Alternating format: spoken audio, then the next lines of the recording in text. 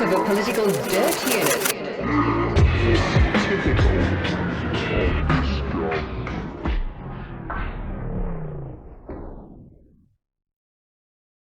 Good evening, Daniel. Good evening, Brendan. How are you today, mate? Fantastic. So, last time we Yes. so far, so we're 2 episodes in now. So we've basically been tracing the influence of the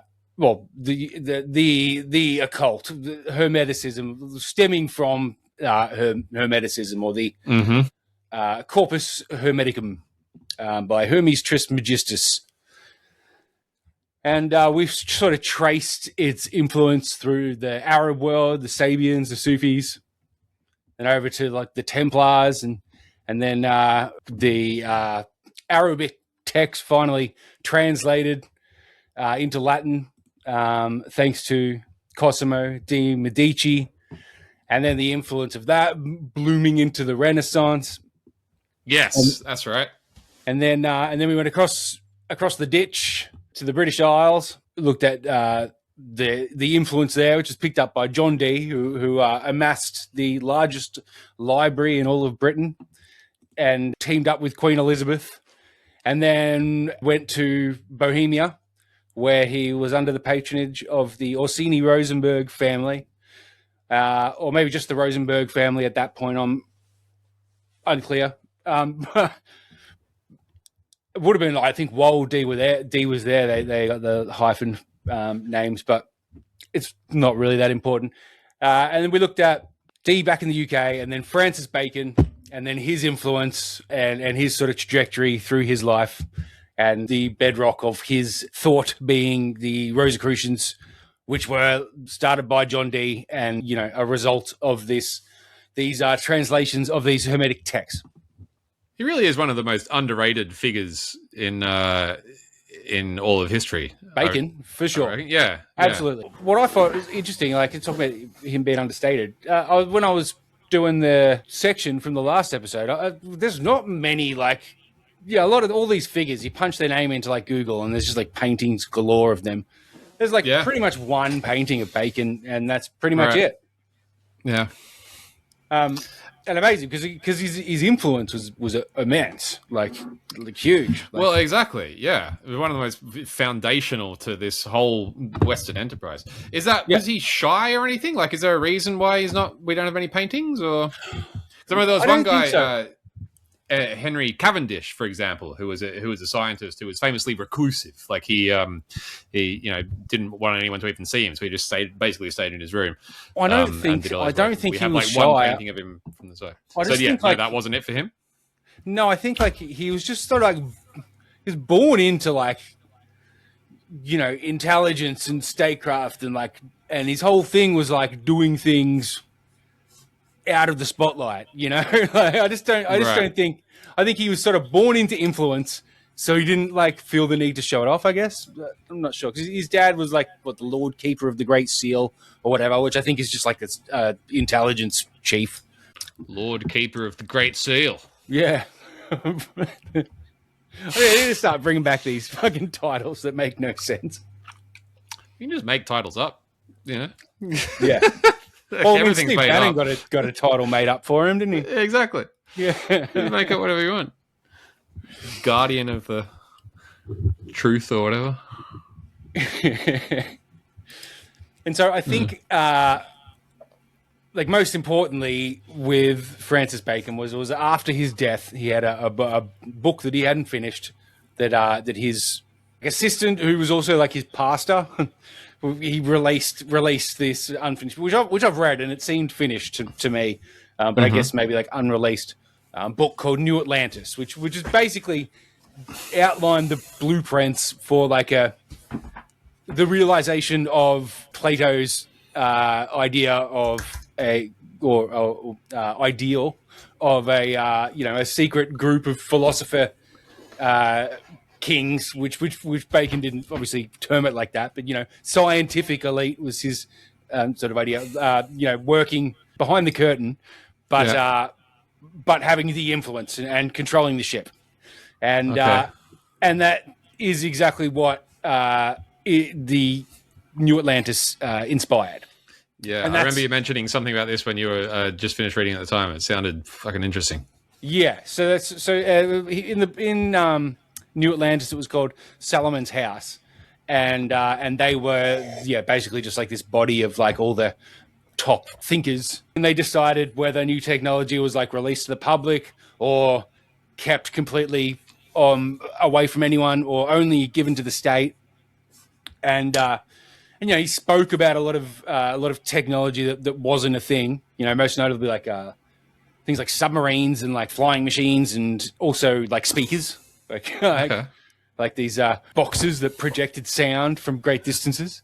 Amazing. And so this inspired ultimately it inspired a group of the Submarines premier and speakers. Yeah.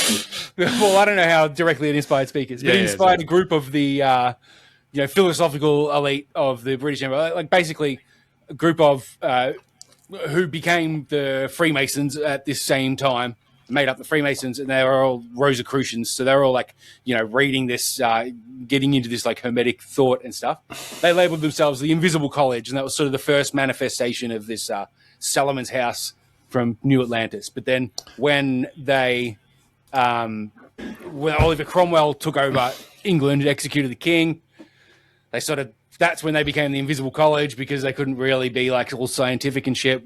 Cromwell was a religious fanatic. Then they basically waited for Cromwell to die, and they've been harboring the king's son on the European continent. So they brought him back into the UK and installed Charles II, who was more friendly to them. And then he chartered the ultimate realization of this, which was the Royal Society of London. Bringing them the no longer hidden society. Yeah. Or whatever it was, yeah.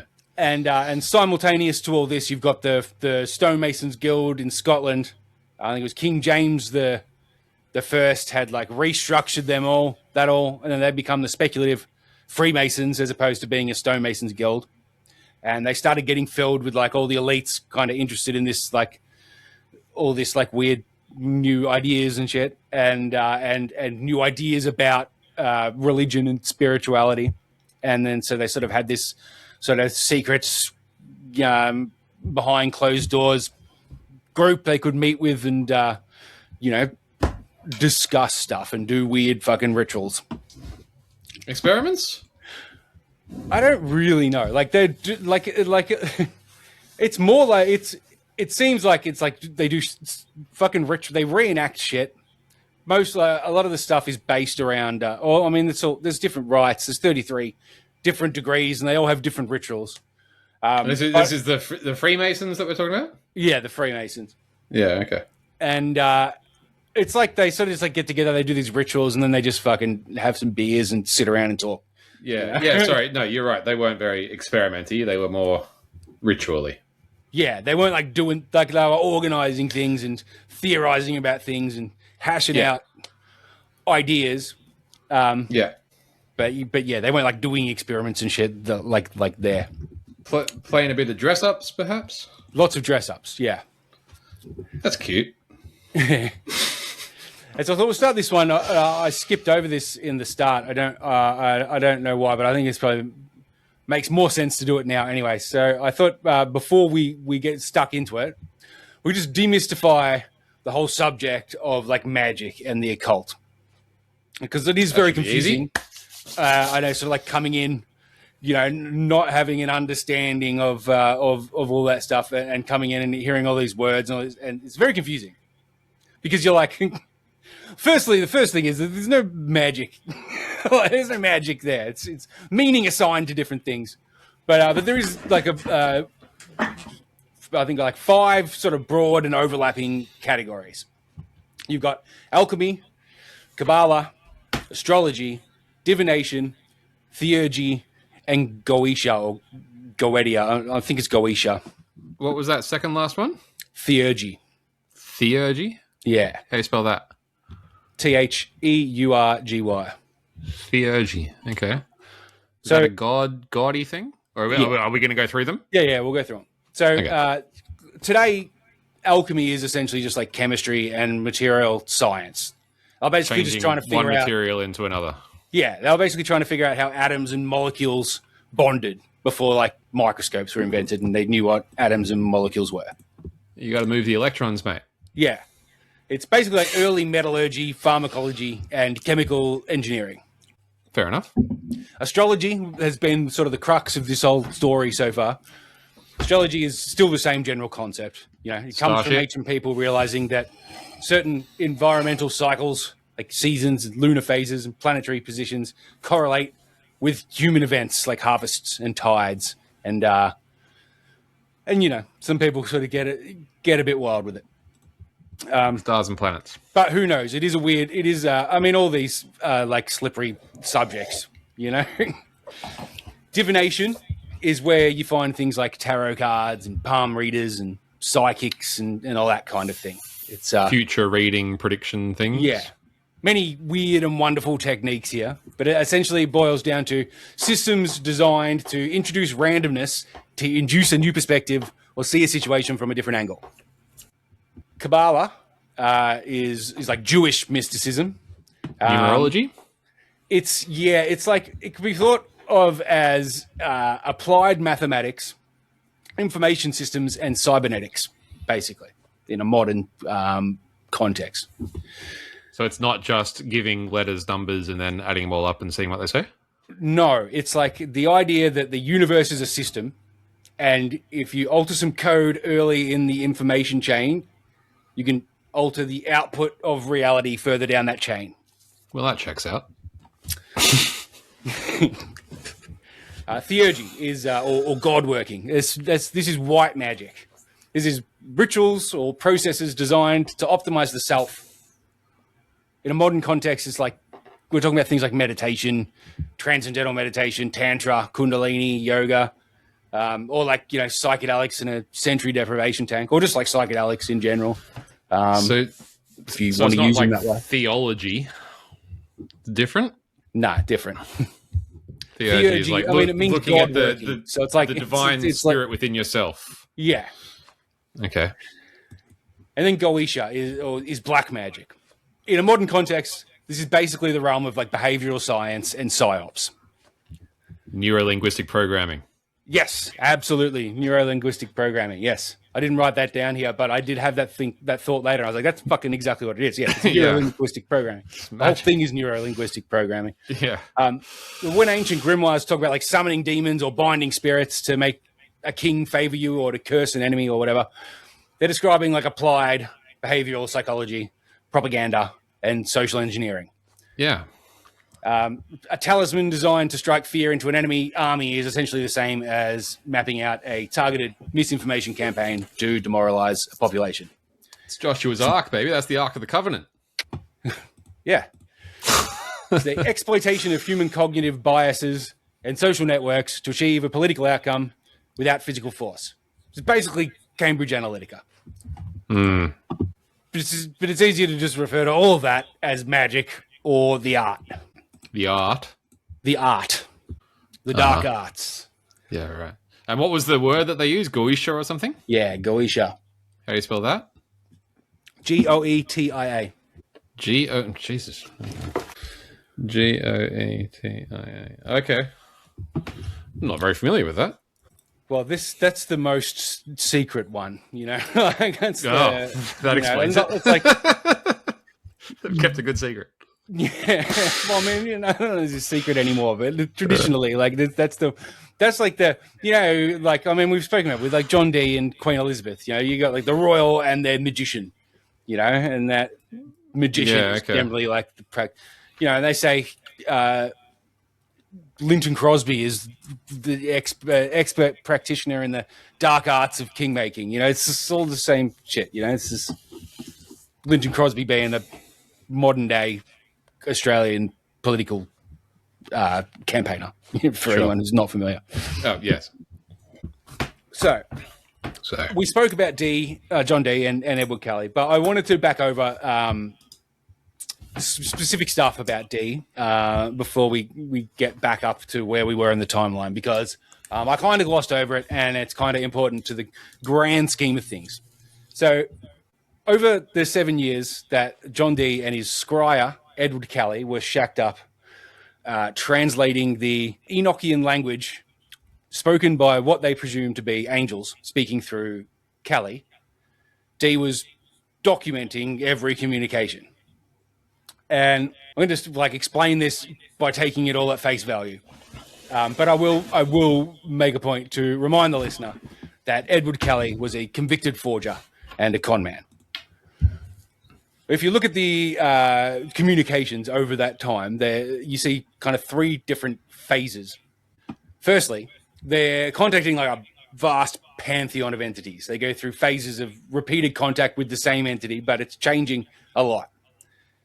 In the beginning, the vibe was like a supernatural, university seminar. Dee was a deeply devout Protestant, and the sessions were wrapped in extreme Christian piety. They fasted, they prayed, and they cleansed themselves before every session.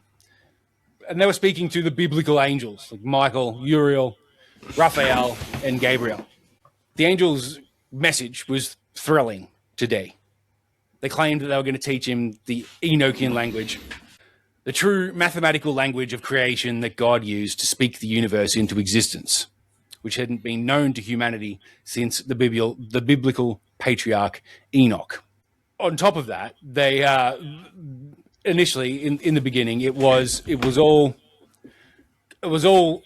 talking about that there's a new age coming. The British need to use their naval power to explore and expand. This is the main theme. There's a new age. Britain needs to birth the new age. You need to expand. You need to build the British Empire. This is where the idea of the British Empire came from John Dee. And he's getting this from angels that he's communicating with that are saying, you need to build a British Empire. Yeah, and just to be clear, this is all on Wikipedia. This isn't Brendan going No, off. this is, yeah. Anyway, this is this is history. Just this is the actually British happened. Empire is a hyperstition. So I'm just looking over here and going, oh yeah, he really, wow, okay. Yeah. So they dictated these massive, mind-bending grids of letters and complex magical symbols. Callie would see angels pointing to letters on a grid, spelling out words in the Enochian language backwards. The angels claimed that dictating them forwards was too powerful and would trigger dangerous forces.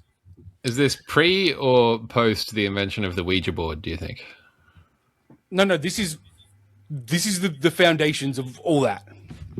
All right, so this is where Ouija boards come from. Yeah.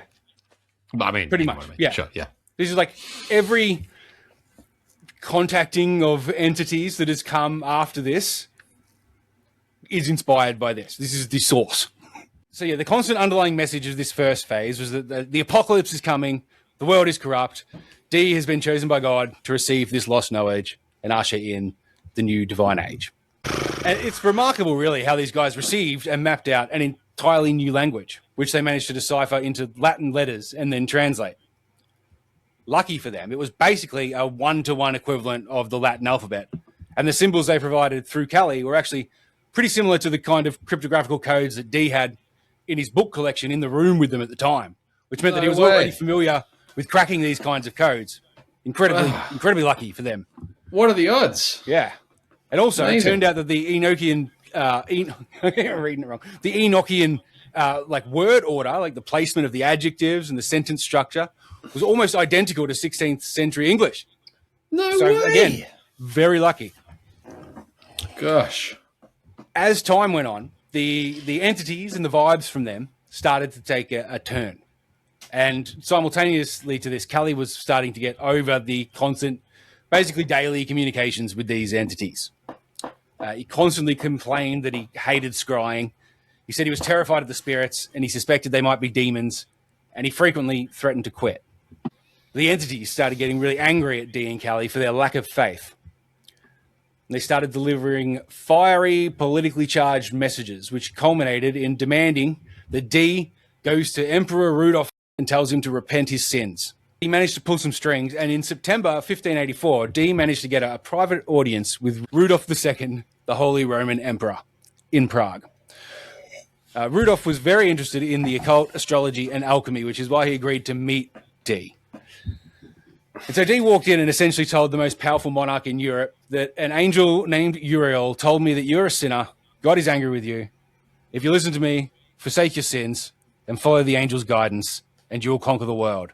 If you ignore me, God will cast you down.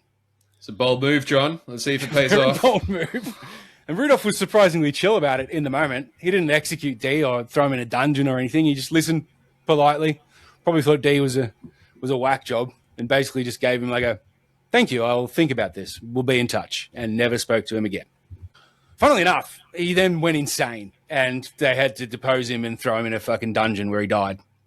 Who, Dee or Rudolph? Rudolph. Oh. Not directly following this, but like in the years following this. So there have been countries in history that recognized that their leader was no longer mentally fit for the job, and then they took steps to remove him? He went properly insane, but yeah. Well, that's encouraging. That's good. It's happened before, yeah. We should hold on to that. It's not a... possible. Yeah, it's not a kind deposition. Generally ends up with a head on a stake. Did they have Republicans in their government, though? That's the problem. Yeah. No, they didn't. Oh, well, by definition, the Holy Roman Empire. Fair enough.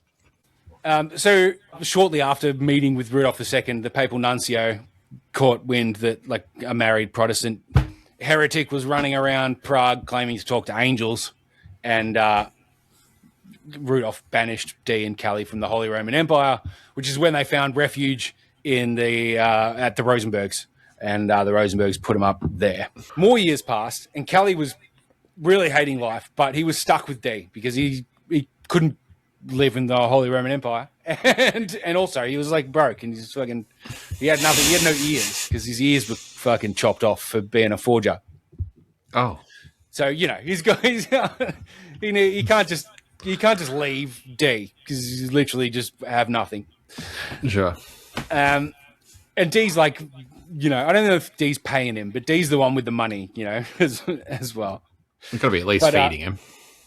Yeah, he was feeding him and housing him at least. He frequently claimed that the good angels had left and that it was terrifying demons that were appearing in his crystal ball. He would describe severed heads, monsters, and dark spirits mocking them. And Callie would scream, "I told you this is evil! We have to stop!" The good angels would eventually return and scold Callie for his cowardice and demand that they keep working. And are we going to talk about what you think is going on there, or we're just... I think Callie's just having him on for a fucking feed and a place to live.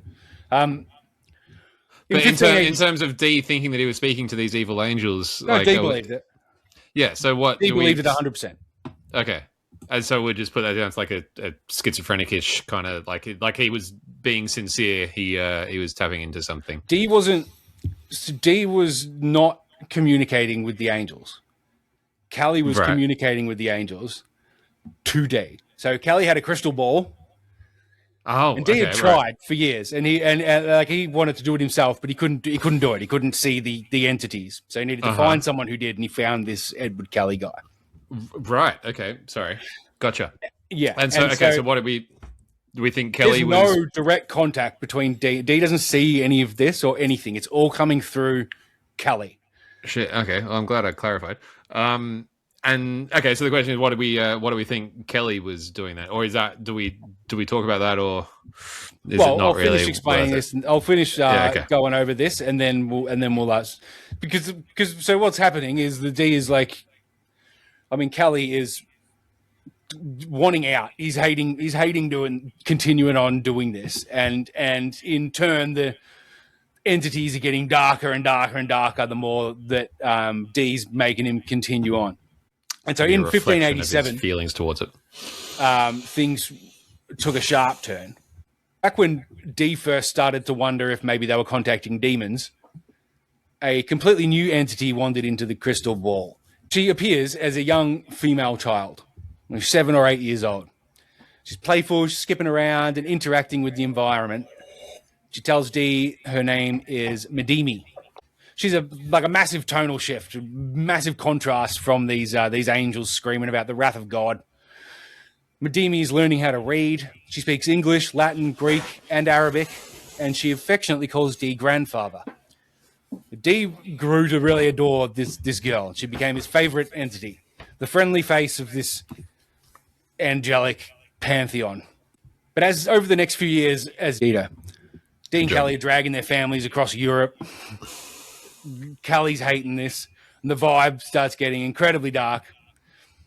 Kelly's getting resentful. She stops being a playful kid, and she matures, grows into a teenager, and eventually into a fully grown adult woman. And as she ages, her role changes. She stops playing with books, and she starts delivering hardcore political directives and intelligence. But she becomes their angelic spy, gossiping about what the Holy Roman Emperor is doing behind closed doors, or warning them about who's trying to betray them. And what was her name again? Medini. So in 1587, right near the end, when Kelly was peak fed up, he looked into his crystal ball and the adult Medimi appeared.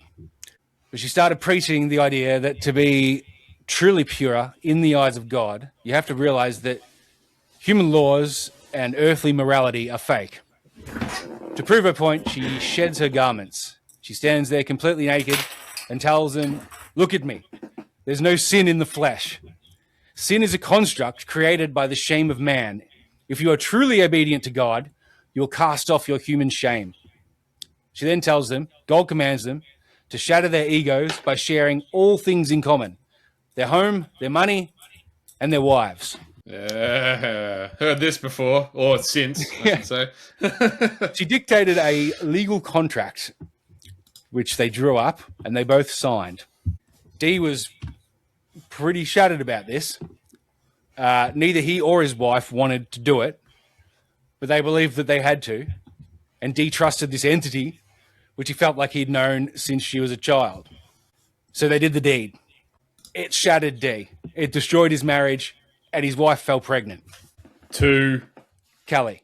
Well, I think the official record is it's unknown who, but, they parted ways after this. They couldn't keep working together. He went back to England to find that his estate with his library had been completely ransacked. All his books had been trashed. And he died not long after. Oh, no. Yeah.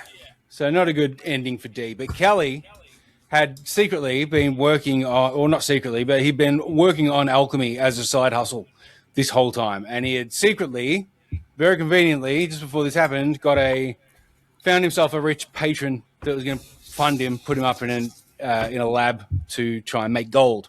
We can make millions. Yeah, so he just move some electrons around, get some protons in there. It's fucking easy. And so he got to had that as a backup when this conveniently happened. Okay, good for him. So yeah, you asked what I make of it. I mean, I think Kelly was very cleverly putting this on, but I think he wanted to stretch it out initially because he was getting food in a house and stuff, and he was being treated like not a piece of shit, like what he was convicted of being in the UK. A man with no ears don't get too far without some mystique about him. Mm-hmm. So he was just putting it on. I think he was putting it on, but then I think Dee kept insisting more and more, and he wanted to stop, and he couldn't get it out because he'd be on the street. But in the end, he legally got half of Dee's shit. Was his because he signed a fucking contract, and yeah. But it goes down in history as because Dee believed it 100%, and he wrote the books. So it goes down in history as being communications with angels. Now we have the British Empire. Yeah. Yeah.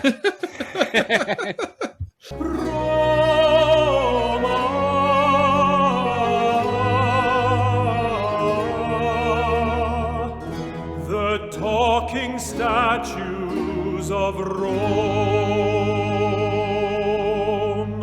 From the late 16th century through to the 17th century in Rome, as we discussed last time, the power in the Vatican was held by the nobility. The Orsini family, sitting at the top of the Vatican's nobility, pioneered a system of governance based on blackmail. The Orsinis curated extensive archives detailing all the illicit affairs, financial corruption, and theological heresies of the European elites.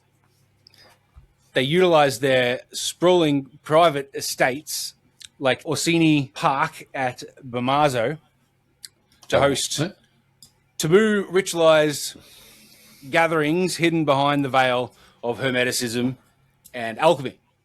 I bet they had some lovely villas. Yeah, they did. They had some awesome. Like their main castle in Bracciano is magnifique. Yes. Magnifico.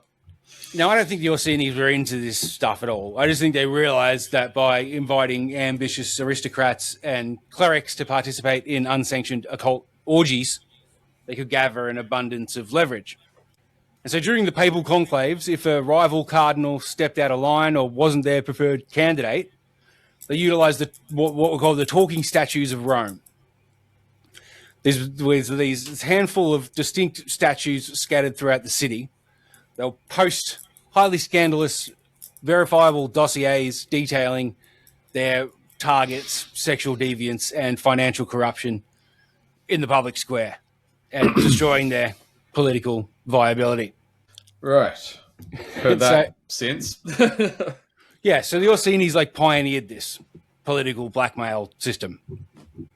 And so while the British Empire the British Crown was breaking from Rome, the Vatican recognized, this is after the whole Protestant thing in Europe, like Martin Luther and whatever. The Vatican was rapidly losing its monopoly on Europe. The Protestant Reformation really fucked things up for them, so they had to adapt to survive. The Society of Jesus.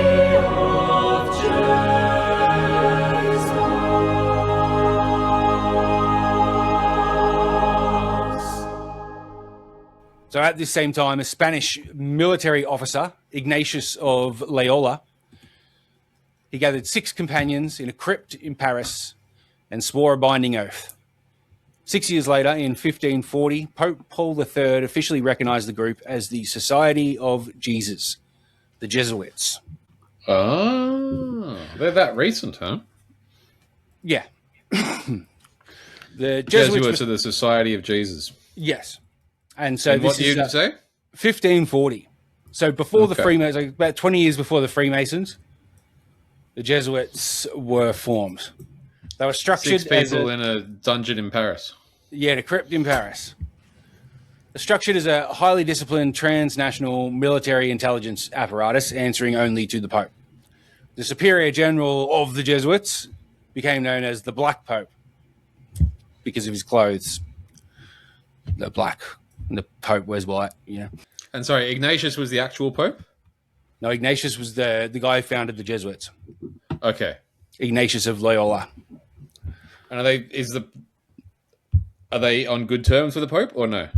So they started it separate, but to serve the ends. To be a Catholic order. Okay. And in 1540, so 6 years after they were founded, the Pope officially recognized them as the Society of Jesus. And that's their answer. They then, from that point on, they answer only to the Pope. So it's kind of like the Templars, where they were stateless. They're just they only answered to the Pope. The Jesuits got that same deal going on. And so the they Black had these. Pope is like the leader of the Jesuits. Yeah, well, the Black Pope is the leader of the Jesuits. Yeah, but then the Black Pope, the only person higher than him is the Pope. The Pope, yeah, gotcha. Okay, cool. So I guess what that means is that they don't have to answer to the cardinals at all. Right. Just the Pope. And so they had this initiation ritual, the spiritual exercises, and it was a 30-day regimen of sensory deprivation, intense psychological isolation, and forced visceral visualizations of hell and demonic torment. Jesus. So, surprised they went for 30 days instead of 40 days. Yeah, well, if they were following Kabbalah, they would have gone for 40 days because it's but it's I think 40 days in the Bible means a time, a period. Well, anytime 40 is mentioned, it's like a rebirth. So anytime it's like Moses walked for 40 years or whatever, that's just like what that means in a metaphorical sense is like by the time he came back, he was a completely new person. Oh, okay, yeah, I gotcha. Anyway, sorry, that was a tangent. These guys are doing 30-day sensory deprivation as part of their initiation. Yeah, so stripped of the theological dressing, it was basically a system of psychological deconstruction and trauma bonding. The objective was the total eradication of the individual ego, culminating in an oath of obedience to the Black Pope. The Jesuit constitution mandates that an initiate must obey his superiors in the manner of a corpse. Okay. And this was sort of like the first perfection of this sort of like psychological initiation mechanism that later occult groups would attempt to replicate. Does Opus Dei come from here at all? Is that on the horizon? You know, they don't come through till like the 1920s. Right. Okay. But is that sort of in this tradition? Or? Yeah. So rather than like isolating themselves in monasteries, religious orders that had come before them, the Jesuits deployed directly into the geopolitical arena. Their strategy relied on the capture of the aristocracy. They established a network of elite educational institutions across Europe to ensure that the sons of the ruling class were educated exclusively within the Jesuit system. And then, by maneuvering themselves into the positions of royal confessors, the Jesuit priests secured weekly, mandatory debriefings with the most powerful sovereigns on earth. The Catholic monarchs were theologically required to disclose their darkest sins, their illicit affairs, their paranoia, and their political anxieties to a Jesuit priest under the threat of eternal damnation.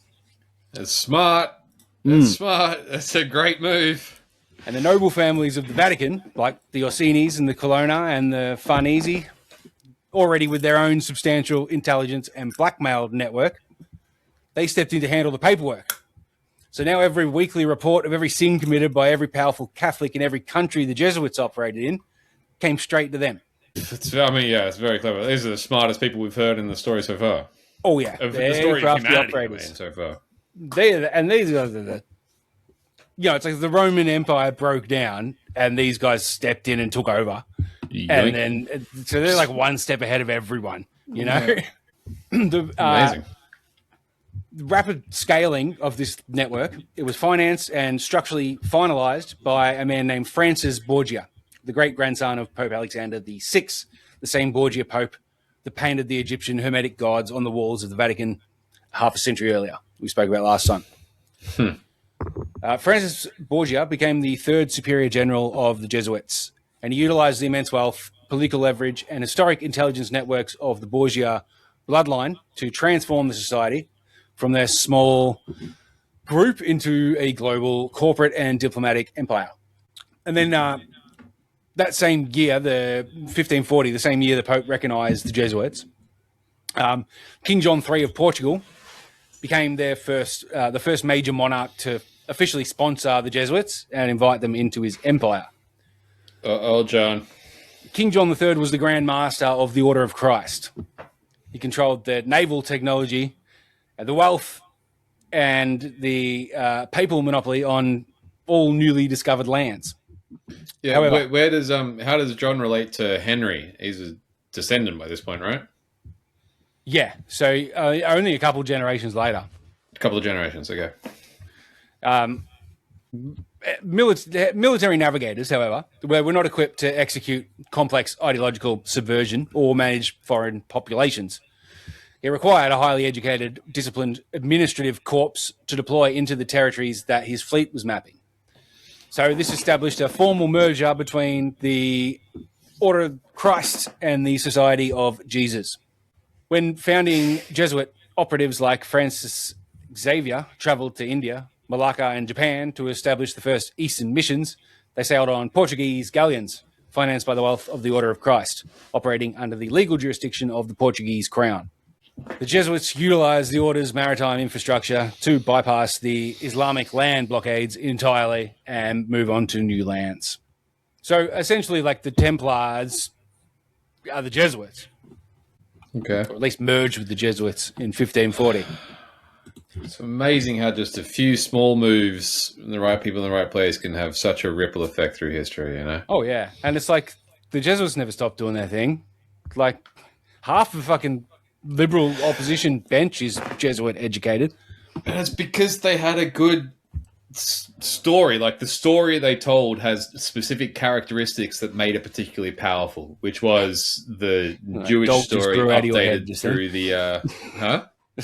A dog just grew out of your head just then. Yeah. The story that they told was, you know, the ancient Jewish story with that Christian twist, which just is such a knockout blow. It turns out. Yeah, because it's like it's the code. There's this fucking vengeful God that you've got to fucking worship, or he'll make your life hell. It's but also, like, he freed its- us, and we don't have to do all that shit that, like, he makes us do. all you have to do is do this. So that's, you know, the genetic architecture of the code. Because that's, I mean, everything is code, right?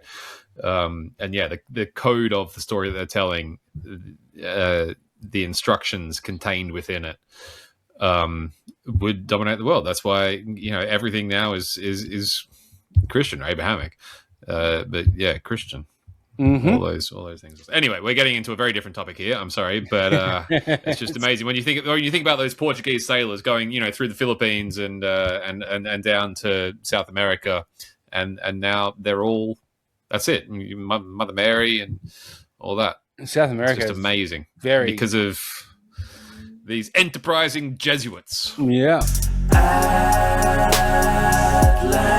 Atlantis. Old Atlantis. Atlantis.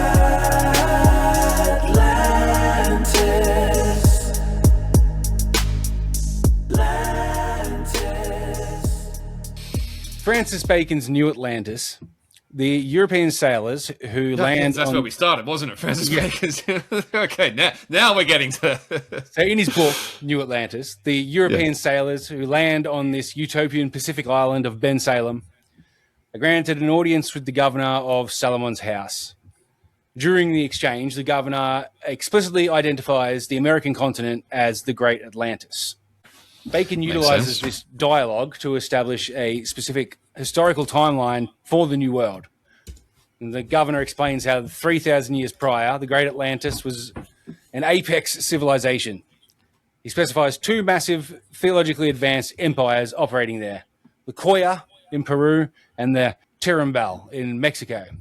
I was going to say, are these just the Incans and the Mayans? No, this is like, he's imagining that like it's predates. Yeah, but this is, you know, inspirationally. These are the descendants of those people. So Yeah. according to Bacon's text, these American empires possessed massive navies and launched an invasion of Europe and the Mediterranean against, you know, the Greek, against Athens, like how Plato described. Mm-hmm. Following this, Atlantis was struck by a catastrophic divine flood. Right. The governor explains that the advanced populations were wiped out, and the only survivors were a few primitive woodland tribes who lived high in the mountains, losing all knowledge of their former technological supremacy. And is he being serious with this, or is it fictionalized? No, this is just in the story. It's just so he's telling a story. Yeah, this is just in his novel. He's not recounting it. Okay, sure. Yeah, but like, just like how, I mean, like I said last episode, and this isn't something that I've read anywhere, but it's just something that seems to me is like, is like Francis Bacon was trying to be the Plato of the, well, he was not trying to be, he was the Plato of the British Empire. You know, he did the same things as Plato. He recognized the impact Plato had on the philosophy of Plato and the impact that had had on Greek civilization. And if they wanted a new empire for this new age, then they need a new update to like the source code of this future empire. You know, and I think he was seeding that. And that's why I'm skeptical on the backstory of Shakespeare, because Shakespeare certainly was the missing piece. So if Bacon wanted to do that, or Bacon and his, you know, the earls or whatever that he was like working for, were actively trying to do that, then like that's having that Homer pillar. I mean, Shakespeare fulfilled that, and like what a coincidence! It's like the exact same time, Francis Bacon was finalizing this pillar and would have been coming up with these ideas. Shakespeare fills that exact gap in the structure that laid the foundations of the new what became the British Empire. Yeah. Like how Plato was telling an allegory of Atlantis and was an actual fact. Like Bacon recognized that, and in his book, New Atlantis, he was doing that same thing. He was just giving him a story, and also like implanting these ideas that I think he picked up from Roger Bacon, not related, but a couple centuries earlier, who I just think would like obviously like he'd written about a lot of that stuff too, and he's got the same surname as Bacon. Like, I don't know, if my surname was Bacon and I was looking in a library for books and I find this book written by a guy with the same surname, like, I'd probably read it. So I think that's what he's doing. It's not a literal book, but then, they based the whole Royal Society, like the whole way, like shit operated from then on was like, this book was the blueprint. So, I guess like things could probably get conflated, as we'll see, because in the mid 17th century, so 1665, the German Jesuit polymath Athanasius Kircher published the Mundus Subterraneus, or the Subterranean World. Kircher had access to the sprawling global intelligence pipeline of the Jesuit missions, which allowed him to compile raw geological and oceanic data from across the Americas, Africa, and Asia. And so Kircher utilized the specific field reports of returning missionaries regarding volcanic activity and island chains of the Azores and the Canary Islands, and he synthesized this data to argue that these mid-ocean islands were not isolated rock formations, but the surviving highest mountain peaks of a massive submerged landmass. Makes sense. I mean, it does. Where they are. Well, the middle of the Atlantic Ocean is where they are, and like he used actual data to make the case. So he published a geological map of Atlantis based on the maps that he compiled from Jesuits that had gone through the Atlantic and mapped out these islands and stuff, and the underground formations that could have possibly been this continent. Hell yeah. He placed the sunken continent directly in the middle of the Atlantic Ocean, exactly where the mid-Atlantic ridge sits. He argued that the Earth's subterranean network of fire and water had swallowed the continent. The subterranean network of fire and water being like the underwater volcanoes and the ocean, right. Yeah, well, fair enough. And 14 years after this concept that he had furthered, it triggered a massive state-sponsored ideological project in Scandinavia. In 1689, Olof Rudbeck, a Swedish scientist, the head of Uppsala University, he published a massive multi-volume work titled Atlantica. Rudbeck utilized early archaeology, etymology, and comparative mythology to assert that Sweden was the original Atlantis. He argued that the Swedish language was the original tongue of Adam, and that all classical Greek and Roman myths were simply corrupted memories of ancient Swedish history. Sure, buddy. The Swedish crown aggressively funded and endorsed Atlantica, and it provided the ideological and historical justification for the Swedish Empire's military expansion during the Great Power era. Oh, God. The state used the concept of an ancestral Atlantean bloodline to legitimize their dominance over Northern Europe, embedding the Atlantis myth directly into the curriculum and the foundation of the Swedish imperial state. Yeah, for God's sake. I knew they were bloody high on themselves. Yeah. I always... God damn it.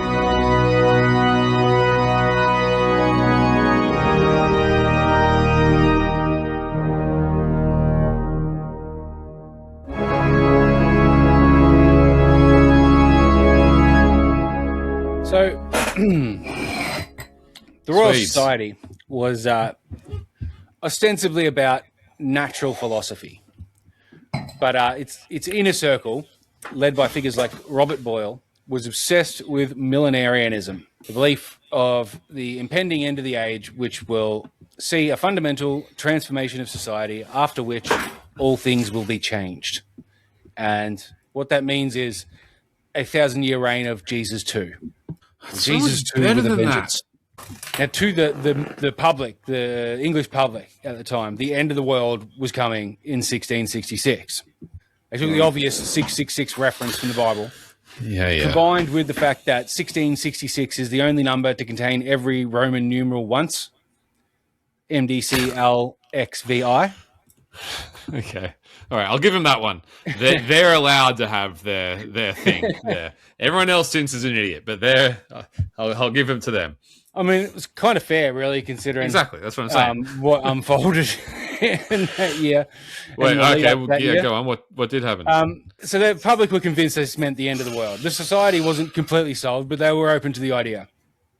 And I thought they were rationalists. I expected more rationalism from my Royal Society. No, they're like Heartibists.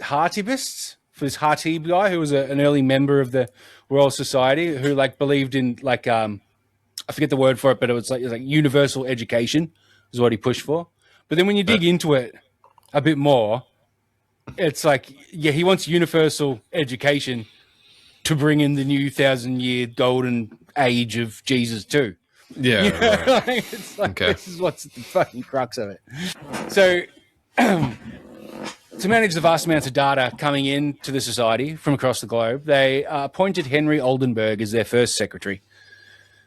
And Oldenburg wasn't just a man of science. He was the spider at the center of a transnational intelligence web, maintaining constant correspondence with merchant and scholarly networks from London to Amsterdam and into the Ottoman Empire. Okay. But then in 1665, in London, the bubonic plague ripped through the city. Oh, yeah, fuck.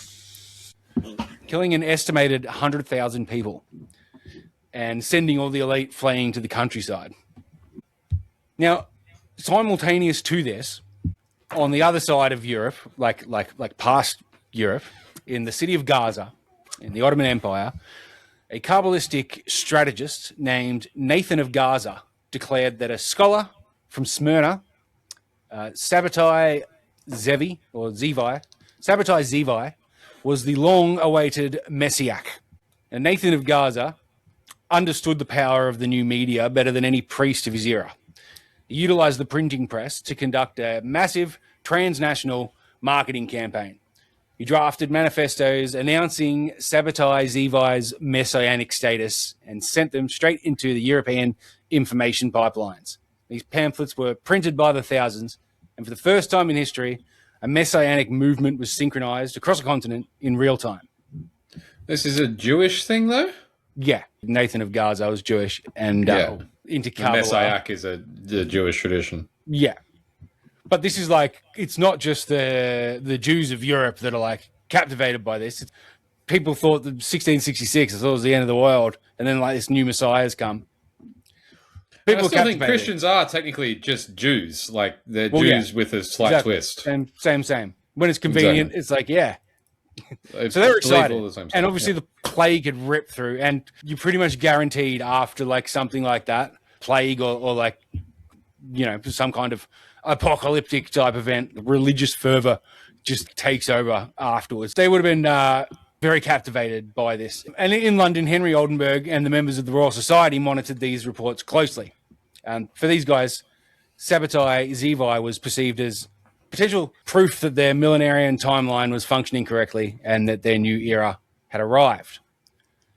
But then in 1666, and the plague now getting under control, London was turned to ash by the Great Fire. The city that housed the Royal Society was completely destroyed, providing a very real, localized apocalypse for the English. But at this same time, Sabbatai Zevi was like at his peak, and like I guess this is like what's prophesized, I presume, because I'm not sure like why this had to happen, but he traveled to Constantinople to confront the absolute monarch of the Islamic world, Sultan Mehmed IV. Oh. The expectation of his followers all over Europe was that some kind of like supernatural showdown would occur and he would topple the Ottoman throne. But instead, the Sultan gave Sabbatai Zivi a choice. Either be executed on the spot or convert to Islam. And in a move that shattered the world's expectations, Sabbatai Zivi donned the turban and converted to Islam. There you go. Yeah. To the masses following him in Europe, this was the ultimate betrayal. Yeah, fuck. To the inner circle, at least, Nathan of Gaza provided a reason, and he called it the doctrine of holy apostasy. He argued that the Messiah was required to cross over into the enemy's religion to liberate the final sparks of divinity trapped within the darkness. And did he just Framed the betrayal as a deeper, more heroic level of infiltration. Yeah, that's good spin. Did he just make that up, or was he drawing on? I think he just texts? made that up to cope. Sure, But fair enough. thousands of Sabbatai Zivi's followers followed him into Islam. Oh These no! guys became the Don Man. Outwardly, they were devoted Muslims, but privately, they maintained their radical Sabbatean ideology. They became still a technically generational. the same thing. Yeah, I mean, it's not too much of a deviation anyway. No. But they became a generational oath-bound elite that ended up infiltrating the Ottoman administrative and military structures, but remaining separate from the society that they ended up managing. Right. And in doing this, they realized that the most effective way to destroy a traditional religious or political structure was to wear it as a mask. And so in 1688, now under the rule of King James II of England or King James VII of Scotland, the Invisible College network facilitated the Glorious Revolution. James II was the last Catholic monarch to rule the British Isles. He, again, was obsessed with the divine right of kings, and his attempts to centralize power under a Catholic framework put him in direct conflict with the Protestant Parliament and the landed aristocracy. So the British elite essentially staged a coup. They invited William of Orange, who was James's nephew and son-in-law, to bring an army from the Netherlands and take the throne to protect their specific political and economic interests. And this maneuver effectively merged the British aristocracy with the sophisticated Sephardic Jewish banking networks of Amsterdam, the same families that Cromwell had started readmitting into England a few decades earlier. And then in 1694, the Bank of England was chartered as a private corporation to loan the government money at interest. This was the transformation from the British Empire being like a nation state and becoming more of a corporation that manages a population that is a debtor to a private transnational banking elite. Going through to 1700 or 1703, Sir Isaac Newton became president of the Royal Society. To the public, he was an icon of rational physics, but privately, he was a fanatic alchemist and hermeticist. Following his death, his private papers revealed over 1 million words dedicated to alchemy and biblical prophecy. Newton spent decades attempting to use Kabbalah to mathematically decode the sacred geometry of the Temple of Solomon.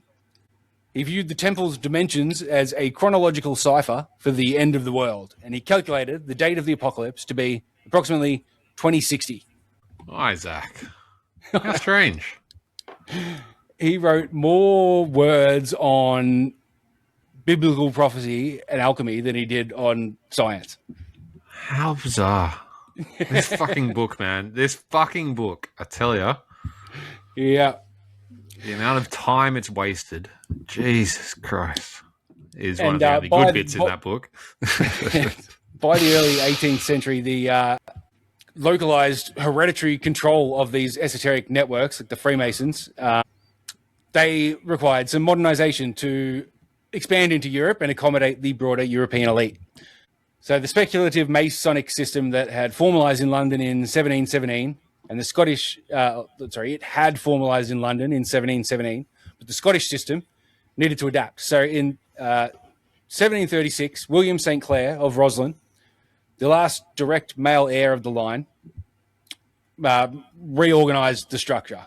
Because that was hereditary. So the speculative Freemasonry, the Scottish rites, was like hereditary to the St. Clair family. So he resigned his family's hereditary right to control the Scottish Masons. But the Masons just gave it up. He gave it up. But then, like, straight afterwards, they they formed the Grand Lodge of Scotland and then elected him as their first Grand Master. But from that point on, it wasn't hereditary. It was more because I guess they kind of democratic. Well, they're starting to fight against that kind of thing. So they're modernized now, and they took their ultimate form that still carries on to this day. Sucks to be that guy's kid. Well, he didn't have one, so okay. Well, there you go. He was going to be the end of the line That's anyway. why. Yeah.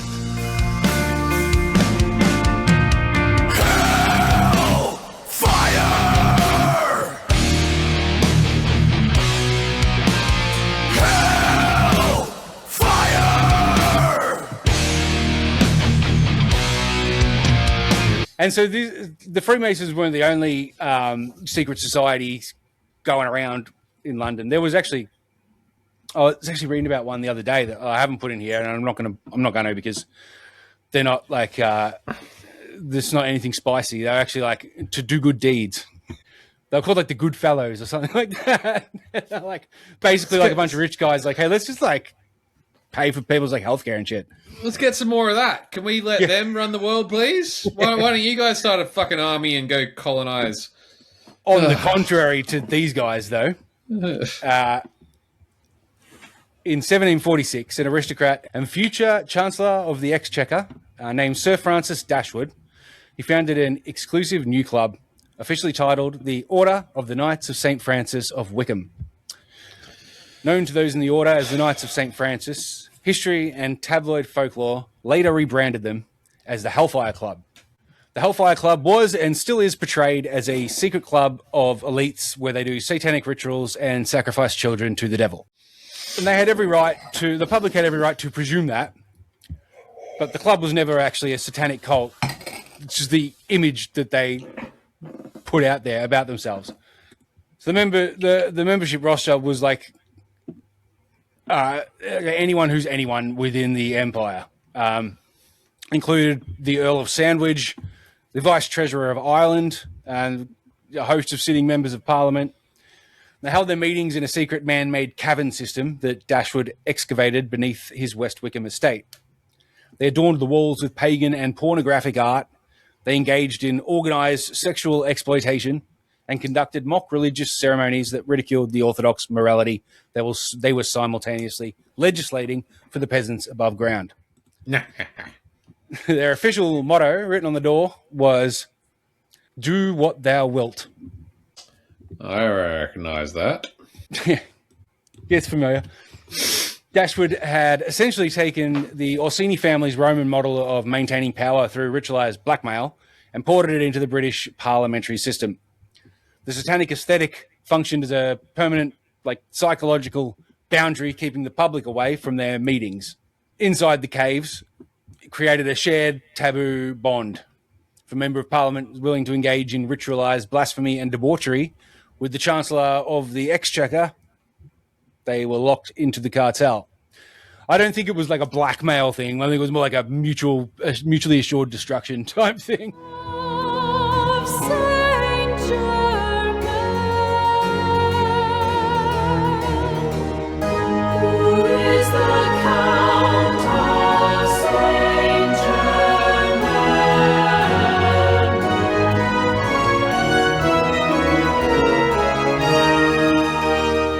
But at this same time, in London, in 1745, a mysterious man was arrested as a suspected spy.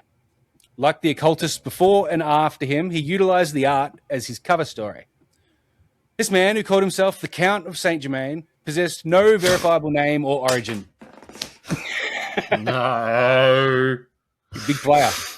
He managed to move freely between the European and British courts, rubbing shoulders with kings and impressing the aristocrats with his fluency in many languages and his skill with the violin. who was most infamous for his knowledge of alchemy, which led to him shacking up with Prince Charles of Hesse-Kassel. Saint Germain spent his final years living in Prince Charles's castle, where the prince provided him with a private laboratory to conduct alchemical research. Saint Germain functioned as an untraceable diplomatic fixer, and he became the most mysterious and notorious intelligent asset of the era. We still don't know exactly who he was, and the validity of his backstory given by the prince in the prince's memoirs is questioned by the prince before he writes it. But he says that according to Saint Germain, he was the secret illegitimate son of the Transylvanian Prince Rákóczi. Well, I think it's actually pronounced Rákóczi, but I like Rákóczi. Looks like it's pronounced Rákóczi. Whose family had attempted to overthrow the Habsburgs when he was a boy. And they failed. And he had been given to the Medici family in Italy to raise him, educate him, and ensure he's not assassinated by the Habsburgs. Whether it's true or not, I mean, if it was true, it would make sense how the man seemed to hold so much esoteric knowledge and appeared to be so adept at so many different crafts. But the guy who wrote it expresses doubt before he even says it. So who the fuck knows? But what we do know about him is that he was a delegate at the Wilhelmsbad Conference in 1782, indicating that he was viewed as a peer by the head of the Masons of the era.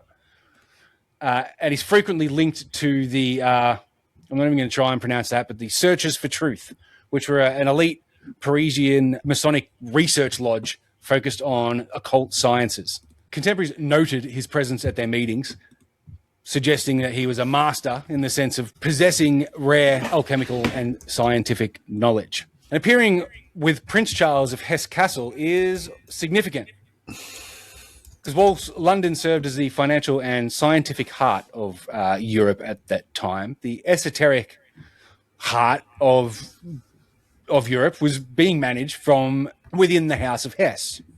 By the mid-1700s, Prince Charles of Hesse-Kassel had emerged as one of the most powerful Freemasons in Europe, serving as the head of the Templar Rite of Strict Observance. While Charles was running the Freemasons and nurturing the future of the occult, his brother, William IX, one of the wealthiest rulers in Europe, was generating astronomical capital by renting out Hessian mercenary soldiers to the British Crown. The man hired as his primary court factor to manage and multiply this specific payload was a guy called Meyer Amschel Rothschild. Rothschild was not an occultist or a Freemason, but the immense wealth he was tasked with managing for the House of Hesse-Kassel was the same pool of aristocratic capital quietly subsidizing this esoteric underground. So at this time, elite continental Freemasonry, specifically the Templar Rite of Strict Observance, which Prince Charles was the head of, was highly exclusive. Required members to provide proof of aristocratic lineage and a certificate of Christian baptism. Orthodox Jews were strictly banned from entry. The traditional Jewish financial and merchant classes, despite their wealth, were locked out of the secret geopolitical coordination happening in the lodges. But in 1759, the man who had taken over the remaining Sabbateans, a guy called Jacob Frank, he orchestrated a massive, highly public event in Poland. He and thousands of his Sabbatean followers officially and formally converted to Roman Catholicism. To the church and the European monarchies, this was celebrated as a massive religious victory. The Polish aristocracy served as their godparents, and many of the Frankist elites were granted minor noble titles and absorbed into the Christian ruling class. Just like their brothers in the Ottoman Empire, outwardly they appeared Catholic. They took the Catholic sacrament, they attended Mass, and they wore the crosses of the Polish nobility. But privately, they remained a radical, oath-bound Sabbatean cult, utilizing their new Catholic status as a shield to practice their doctrine of redemption through sin. They believed that when the universe was created, the divine sparks of God shattered and fell into the lowest, darkest realms of physical reality. They argued that a holy man couldn't just sit in a synagogue and pray the sparks back up. He had to physically drive into the absolute gutter of sin, into the darkness, and drag the sparks out. because You the mean, old world go was dead. underground. So, I mean, that's what they're doing with the whole conversion things. But like, there's other things too, because the old world was dead and the new Messianic age had arrived. The laws of the Torah were inverted. What was previously forbidden was now holy. Sabbatai Zevi started by targeting the core everyday boundaries of Jewish law. He took the most solemn, mournful fasting day in the Jewish calendar, commemorating the destruction of the temple, and inverted it. He ordered his followers to treat it as a massive feast day with music and celebrations. He also encouraged the defiance of Jewish dietary laws, and he publicly ate the specific animal fats strictly forbidden in the Torah, and mandated his followers do the same. He even coined a new blessing for it. Blessing art thou, O Lord, who permits the forbidden. He also stood in front of congregations and loudly pronounced the tetragrammaton. Tetragrammaton, or Sorry, whatever. the tetragrammaton, which is the highest whatever it is. linguistic taboo, punishable by death in ancient times. When Jacob Frank took over the movement, he cranked this dial to 11. Frankists believed that sexual taboos were the strongest chains bonding humanity to the old broken world. To break it, they engaged in ritualized adultery and wife swapping. In January 1756, Orthodox rabbis and local authorities raided a house in modern-day Ukraine where Frank and his followers were meeting. The authorities broke in and found the Frankists conducting a ritual dance around a naked woman. The ensuing scandal, police reports, and excommunications forced Jacob Frank to temporarily flee the Ottoman Empire. Frank eventually elevated his own daughter, Eva Frank, to divine status, and he installed her as the living incarnation of the Shekinah, or the Virgin Maiden. He established a massive, wealthy court in Offenbach, Germany, where his followers essentially just worshipped her. And the inner circle of Frankists funded this opulent court and showered Eva with extreme wealth. But the most destructive weapon in their arsenal was the weaponization of conversion. To an Orthodox Jew in the 17th or 18th century, converting to another religion was the absolute worst sin a human being could commit. They taught their initiates that these conversions were not acts of surrender, they were the ultimate redemption through sin. By wearing the clothes, performing the rituals, and taking the sacraments of their historical enemies, infiltrating the enemy's religion to hole it out from the inside and extract the trapped divine sparks. And so by executing this mass conversion to Catholicism, the Frankists acquired the two keys required to unlock European Freemasonry: Christian baptismal certificates and aristocratic titles. When the newly minted Frankist nobility applied to join the elite Masonic Lodges of Germany, Austria, and France, the Masons welcomed them with open arms. The Frankists brought with them immense merchant wealth and a profound, highly developed mastery of Kabbalah, which the Christian occultists of the era desperately coveted. Once inside, they didn't just sit quietly. They actively designed new high-degree Masonic systems. Jacob Frank's own cousin, Moses Dubroska, operating under the fake Catholic aristocratic alias Franz Thomas von Skonfeld, became a highly influential Freemason, and he literally helped author the Rituals for the Asiatic Brethren, secretive high-level Masonic order that explicitly blended Templar chivalry with Sabbatean Kabbalah. Meanwhile, in Britain at this time, the geographic footprint of the empire was being mapped by the British Admiralty.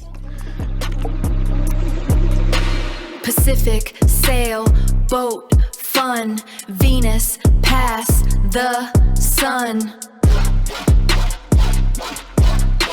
Observe and then pack your bags, sail south and plant some flags.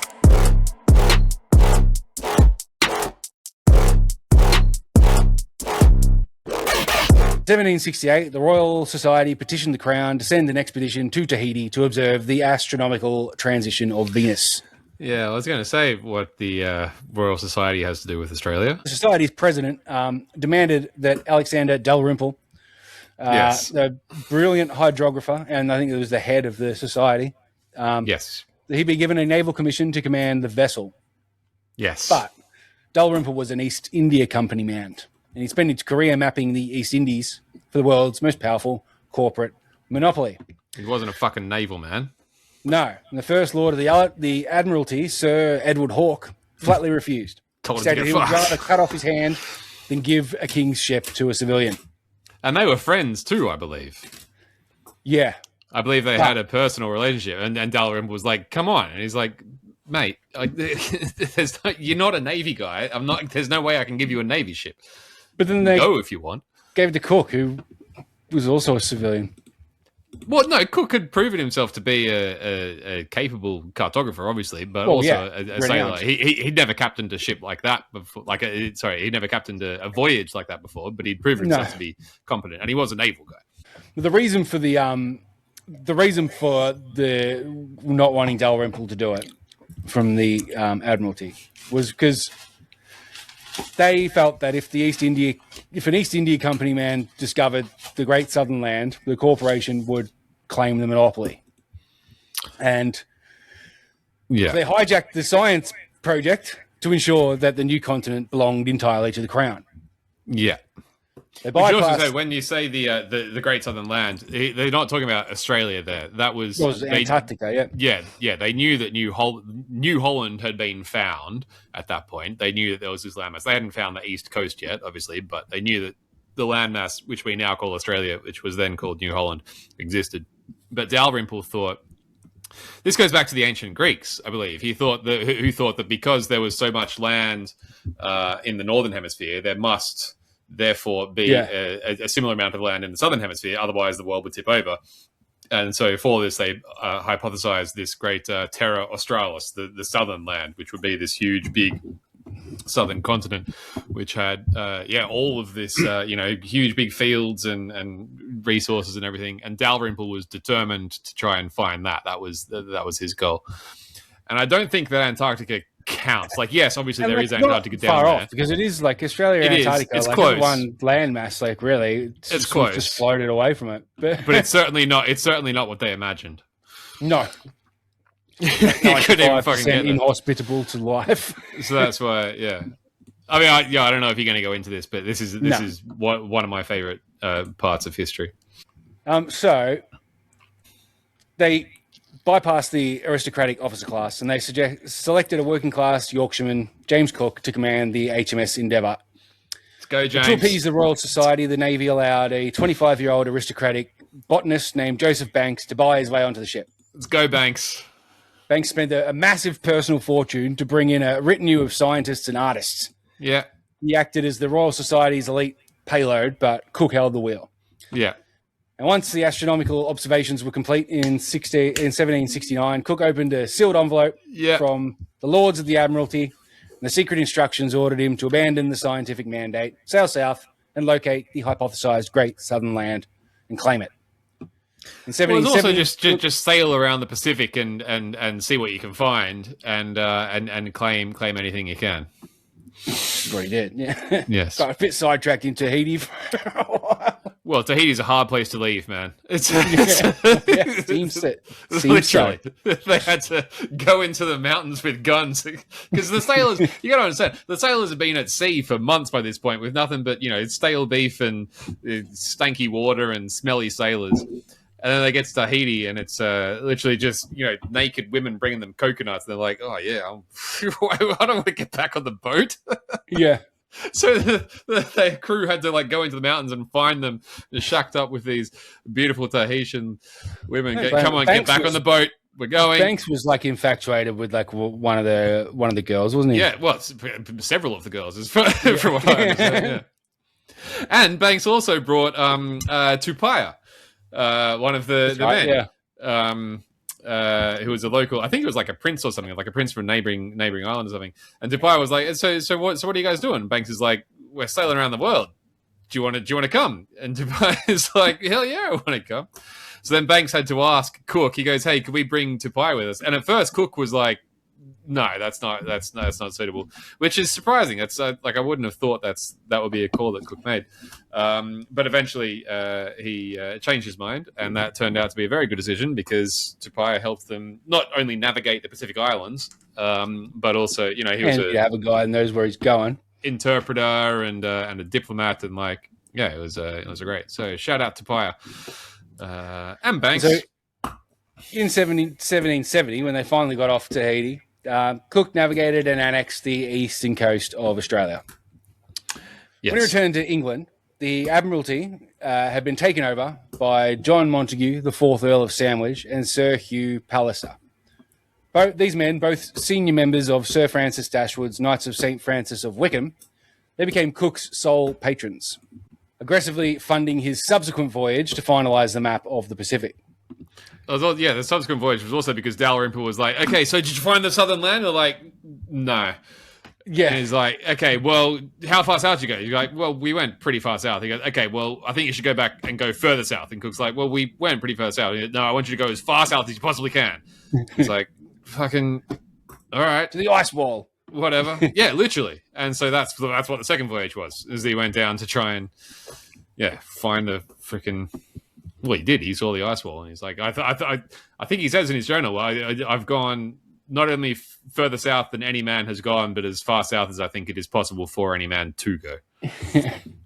Which I think is quite an accomplishment. Yeah. Fucking oath. I mean, you're going south, like... It's amazing.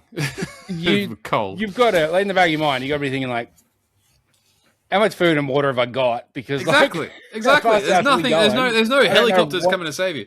These such incredible feats of everything, of bravery, of navigation, of seamanship, and all that. And here, I mean, maybe this is where we say, because Cook gets a bit of a bad rap these days, right? As like a colonist and everything. Yeah, he's not. No, he's not. He was a sailor whose boss asked him to take a bunch of scientists to Tahiti. That's what Cook was. He was a boat driver whose boss asked him to take these to scientists so they could look at the transit of Venus, the planet Venus passing in front of him. Because once you do that, then you can triangulate the distances between all the... Australia thing, because the Admiralty, that were his bosses, were paranoid that the East India Company was going to get there first and get the trade monopoly on a potential future colony or whatever fruits of the land can be harvested. Yeah. He also did it at the last possible moment. And we're getting a bit off track here, but there is this controversy about what his instructions were and like whether he, stole land or whatever. And that's, I don't have the texts in front of me, so we won't go into it here. But I just think it sucks that how we tend to disparage Cook, because he was not including the third voyage. Obviously, the third voyage he made some terrible decisions, and he paid for his decisions. He paid for which he paid in full.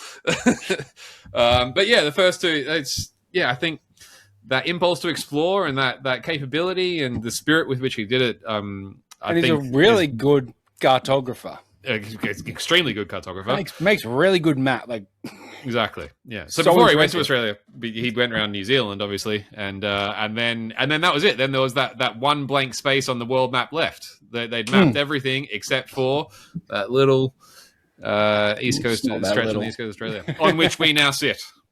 So, during this same period, the bridge between England and the American colonies was being maintained by Benjamin Franklin. Franklin lived in London from 1757 to 1775. He was elected a Fellow of the Royal Society, and he was the Grand Master of the Masonic Lodge of Pennsylvania. But also, during his extended diplomatic stays in London, Franklin would hang out at Sir Francis Dashwood's Knights of St. Francis of Wickham. As far as the historical record goes, Francis went because that's where the actual power brokers of the British Empire met off the record. Franklin utilised the taboo, highly secure environment of the Hellfire Club to negotiate with sympathetic or compromised British elites. By participating in their occult blackmail syndicate, which he likely did, Franklin secured the back channel relationships and required to orchestrate the amputation of the American colonies from the British Crown. Yeah, I mean, this is the midst of the American Revolution, right? That's a huge, Yeah. huge thing. So the groundwork for the American Republic was not just laid in the Masonic lodges of Philadelphia. It was negotiated in the pretend satanic cave systems of the British aristocracy. In March 1775, Benjamin Franklin boarded a ship in London, heading home to Philadelphia. And I'm sure he was excited, heading home after 18 years abroad. 18 But I doubt he years. realized. Well, he was the Ambassador or whatever. yeah. So he lived in London from 1757 to 1775. I'm sure he was back and forth then, but like he was heading back for good. Okay. I'm sure he was excited, but I doubt that he realized that by the time he stepped off the ship, the world would never be the same again.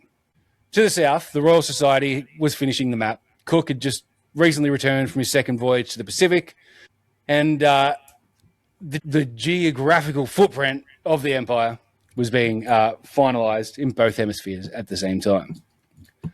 In Germany, Meyer Amschel Rothschild was 6 years into his role as court factor for the House of Hesse-Kassel. In 1775, he was managing the lucrative business of renting out Hessian mercenary soldiers to the British Crown. These were the troops that would then be shipped across the ocean to fight the American colonists. The capital required for the future Rothschild banking dynasty was being generated by the very war that the Masonic elites were about to launch. Also in Vienna, the art was being scientifically refined and upgraded. Franz Mesmer, a high-level Mason, published his first major work on animal magnetism, where he claimed to have discovered an invisible fluid that connects all living things and could be manipulated to control the human mind. This was the clinical birth of hypnosis and social engineering. Franz Mesmer? Mesmer, yeah. That's where we Franz get Mesmer. that Freud from, isn't it? Yeah. This elite network was moving beyond simple religious dogmas and into the scientific study of how to manipulate the magnetic state of a population. Further north in Bavaria, at this same time, a law professor named Adam Weishaupt was in the final months of prepping the Order of the Illuminati.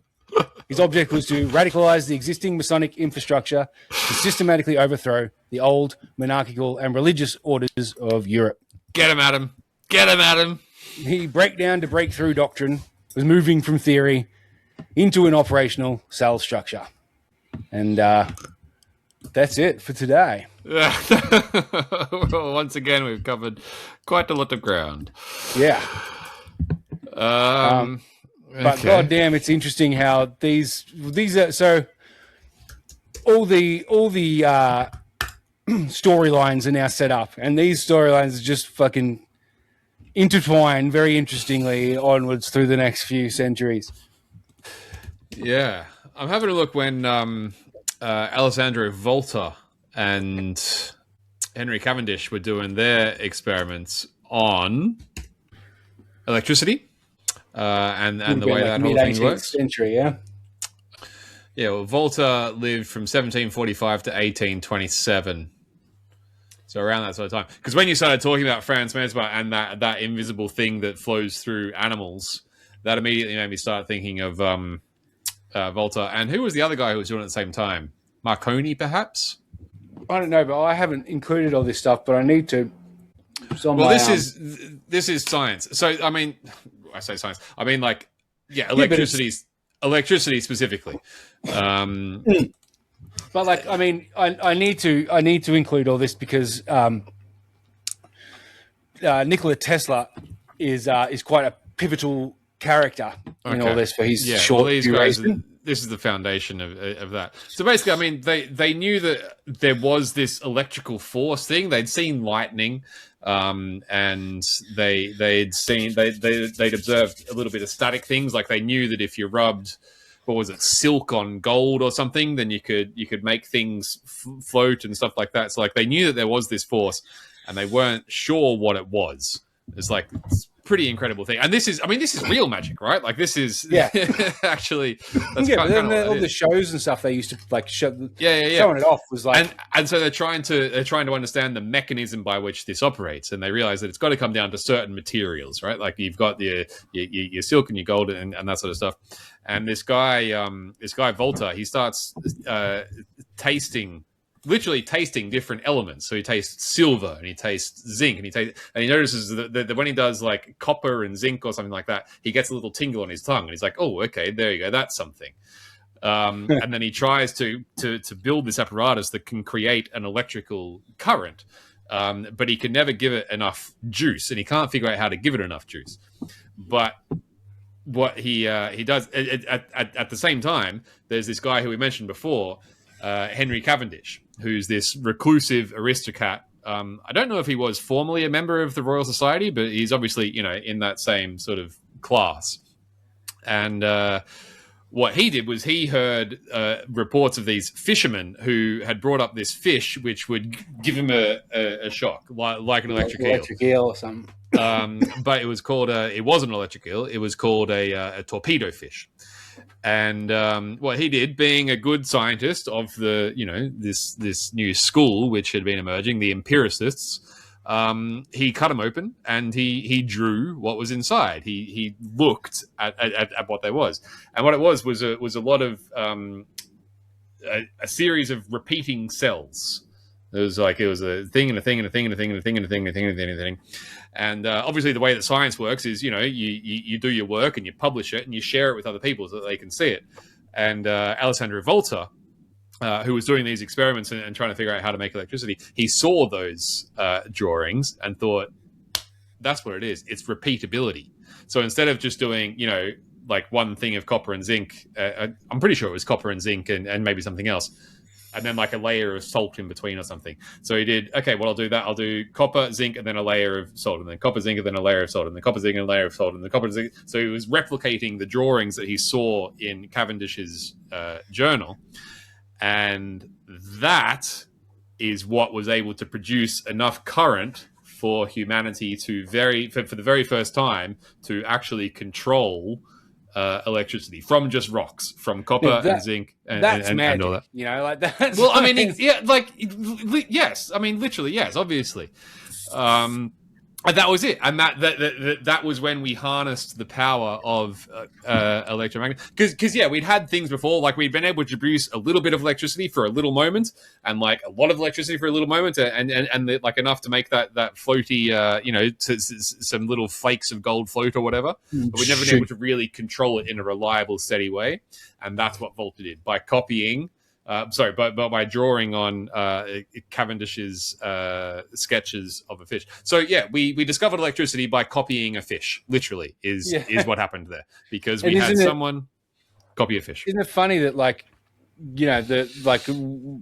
the best, most like malleable way to like move the electricity around is fucking gold.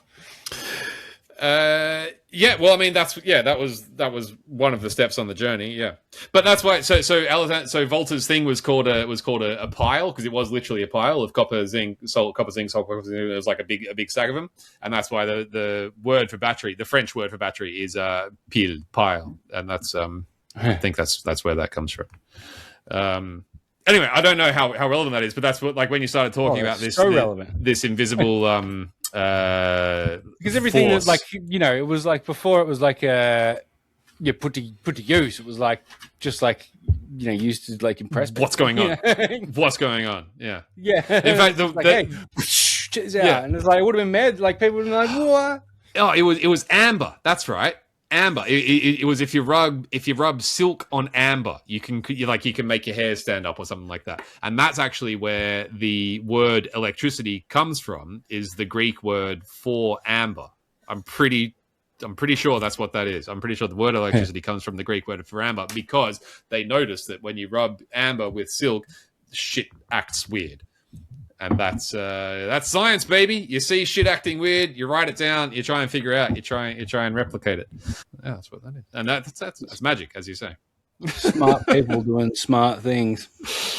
Yeah. Which is, I mean, kind of also the opposite of magic, really. It's where you try and figure out how it actually works and try and decipher the mechanisms through which it functions. So you remove the mystery. Magic I would argue that is also that is also magic. But the difference between magic and science is like Science is all for like sharing the knowledge. Yeah. Science is about removing the mystery, and magic is about, I mean, modern magic, stage magic is about creating mystery and going, oh, how did he do that? And science is about answering how he did that. Yeah, exactly. And, it turns out electricity, magnetism is still magic anyway. I mean, how do they work? Honestly, that is magic. And we'll leave on this semi-related thought that I was gold, right? You know, it was treasured because it's like incorruptible and it doesn't fucking rust. It doesn't fucking shiny. Isn't it funny that it's like the most incorruptible, physically incorruptible metal is like by far the most like spiritually corruptible thing for humans. It can corrupt the soul, man. Yeah. Yeah. Well, it is shiny. It is fucking shiny.